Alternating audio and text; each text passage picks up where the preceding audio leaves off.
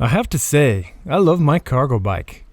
I use it to take my kids places, shopping, to pick up small furniture, and even to play Santa. Before I get to today's trip, I want to show you this bike. This is a Ferla Family Cargo bike, and let me tell you, this turns some heads for sure. This bike is a front-load cargo tricycle that has space for up to 4 kids or a good amount of cargo. Each kid has their own seatbelt, and I got seat cushions to make it a bit more comfortable for them. I also have this massive chain called the Forget About It to lock up the trike wherever I go. Now this trike is electric, which really helps with the hills here in Utah. I like that this model puts the rider in a comfortable, upright position with an ergonomic handlebar that adjusts to fit different rider heights. This isn't the highest performing bike out there, if that is what you're into, but it looks great and allows me and my family to do so much more without a car. Here I ride the bike in its natural habitat on a bike path with separation from vehicles, or it can do well in traffic-calm streets. Now that I have shown you the bike, I will start my trip.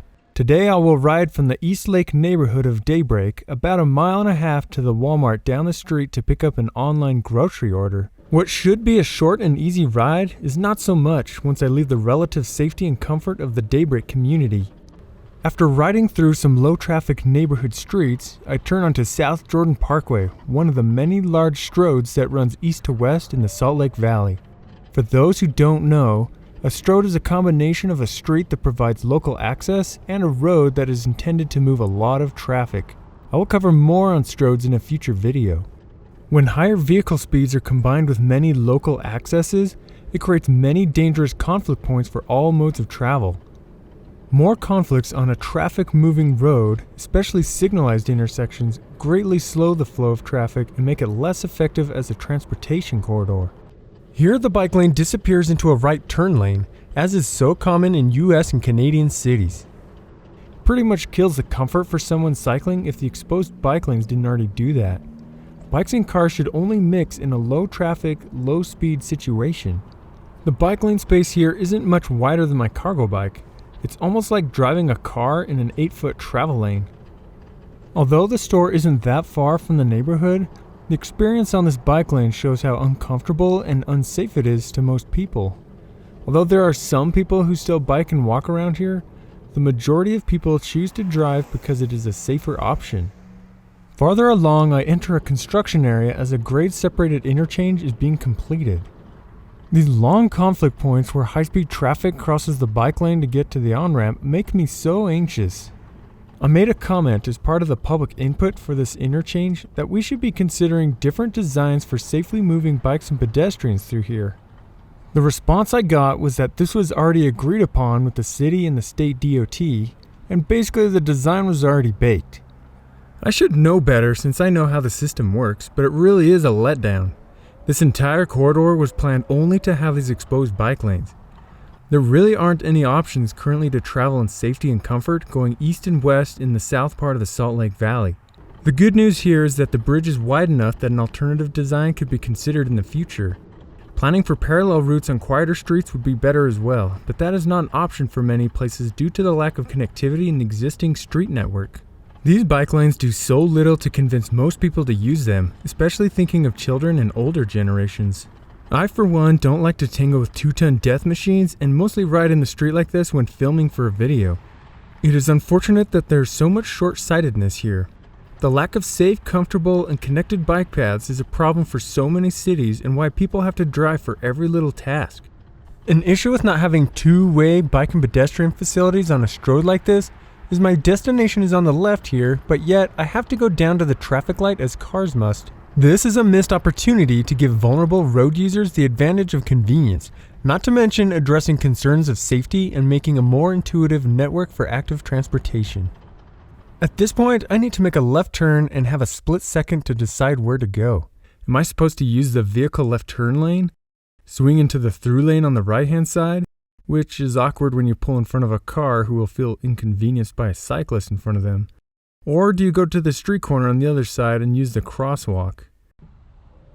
I decide that waiting on the street corner on the other side is most comfortable.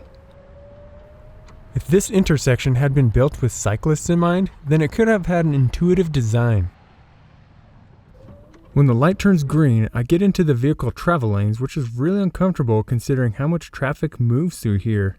Once in the large underutilized parking lot, I find my way to the pickup area, which of course is designed for cars.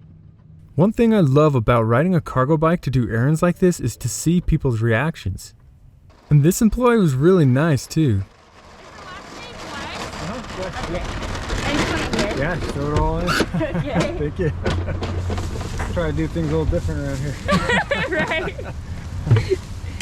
Well, it looks fun. Yeah, a little exercise in the process. Once I leave, it's back onto the road designed for cars.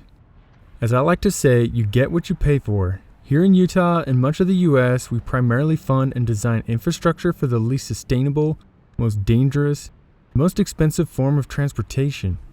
Now, realistically, there'll continue to be a need for cars, but for local trips similar to the one I am doing, they can absolutely be done by bike if the infrastructure is safe, comfortable, and connected to do so. This section of road has had several speed studies over the years showing 85th percentile speeds up to 56 miles per hour in a 40 mile per hour zone. The 85th percentile speed is the speed at or less than what 85% of the drivers on a road are doing. It is assumed to be the speed in which drivers feel safe and reasonable in ideal conditions. It is used to establish speed limits, but is problematic since it often allows higher speeds in an area that really shouldn't allow it. This road, for example, is built with highway characteristics but has many local accesses and has vulnerable users present. This road is built in a way that makes drivers feel safe going faster, but in reality, it is perceived safety since there is so much potential for a bad crash. It amazes me how fast drivers go along these Stroads. This truck then continues flying down the road while crossing the bike lane space into the turn lane. This right here is one of the reasons why I understand people drive even to places that are less than a mile away from their homes. Seriously, who really wants to be around this? This is not a freeway or expressway. Those kinds of speeds are highly lethal to people walking or biking and can even be deadly to drivers, especially in a side impact crash. In fact, side impact crashes are shown to include about 46% of all fatal crashes with moving vehicles. The speeds on this Stroad are detrimental to the safety of all road users. Now, I want to talk a little bit about convenience of driving versus biking on this trip.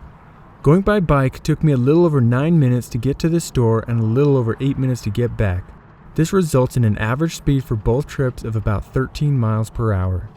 I have tracked the same route by car and my average speed for several trips driving is 16 miles per hour, which is not too much different than by bike, especially considering cars can drive up to 40 miles per hour for a good portion of the trip.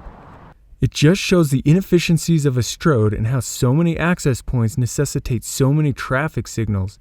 These signals slow the flow of traffic to a travel convenience similar to going by bike, but with many safety issues and at a higher cost. The infrastructure again is not intuitive as someone either has to bike into a busy road to use the left-hand turn lane as I am doing, or turn right and do a U-turn to cross the street straight across. Once I am back in the neighborhood, I can relax and let go of some of the stress after that ride. The more we can support shorter trips like this by bike, the better we can combat traffic congestion and improve our air quality, safety, and quality of life. In order to do this, a cohesive network of safe, comfortable, and convenient bike paths and sidewalks will be required. Only then can we start to see many more people choosing to walk and bike for many localized trips. I absolutely love my cargo bike life, but until the infrastructure improves, there are certain places that I'll just not choose to ride to. Thanks for joining me on this bike quest. Subscribe and stay tuned for more videos to come.